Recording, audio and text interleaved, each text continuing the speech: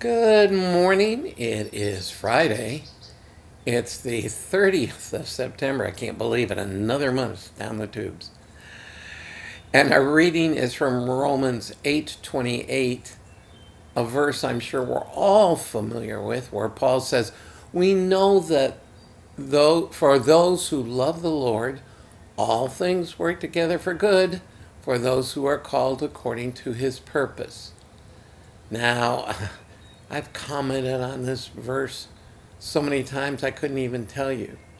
And the first comment is, this is never a verse you should use when somebody is actually in the middle of it, because it doesn't receive a lot of appreciation.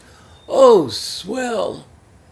But this is a real comfort when we look back and we see what God has done through the struggles. And I suspect it will be even a greater verse in eternity when we are able to look back and see truths about how God was working in our lives that we never recognized until we went home to be with him. And so this is a truth. This is a fact that God, for us as believers, brings or allows whatever comes into our life, and he can use it as we allow him to do so for his glory and our benefit. And yes, it doesn't feel like it at the time, and that's okay. It's not a requirement that it does. And we need to hold on to this truth sometimes.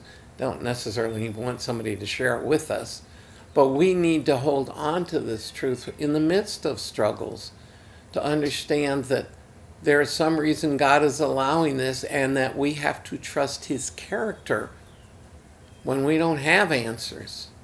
And by the way, that is the answer we have to give to people too when we don't have answers, is they need to trust God's character. We don't have to have an answer. We have to have a trust in God. And when we do, his Spirit, the Holy Spirit who indwells us, can give us peace even in the midst of the struggle. And accordingly, nevertheless, I hope you don't have to struggle today and have a peaceful day. And I'll see you again tomorrow.